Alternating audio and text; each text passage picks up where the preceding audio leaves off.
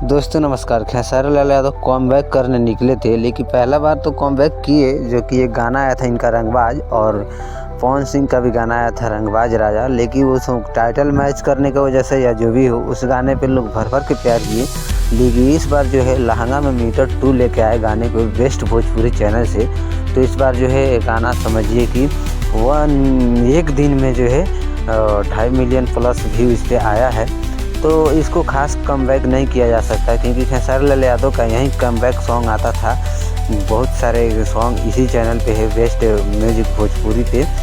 तो वो कमबैक ऐसा करता था एक दिन में 6-6 मिलियन, 5-5 मिलियन, 6-6 मिलियन। तो एक तो रिकॉर्ड उनका पिछला आप देख सकते हैं। लेकिन इस बार जो है रक्षक गुप्ता के साथ में इतना क्वालिटी का वीडियो और पोस्टर छोड़ने के बाद भी, लहंगा में मीटर लगाने के बाद भी जो है इन्होंने इस तरह का जो है प्रदर्शन किया है, जो कि एक दिन में 2.5 मिलियन आप बोल सकते हैं, यानी कि 25 लाख भी।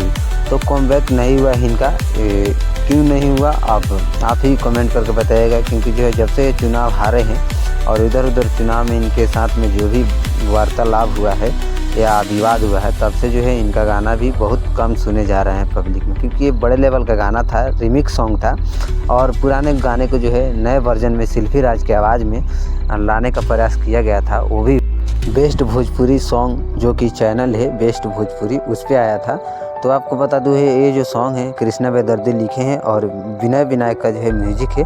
काफ़ी लाजवाब म्यूजिक भी है, लेकिन जो है गाने का प्रदर्शन नहीं है। अब क्या कुछ इस गाने में गड़बड़ी आप सुन के बताइएगा। बाकी जाते जाते जो है एक बात बताना चाहता हूँ कि आप नए नए गाने का अपडेट और खबरों के बारे में जानने के लिए हमारे चैनल को सब्सक्राइब कर सकते हैं, क्योंकि आगे भी इसी तरह का अपडेट हम लाते रहेंगे। तो मिलते हैं कि अगले वीडियो में नए अपडेट के साथ। तब तक के लिए बाय बाय, नमस्कार।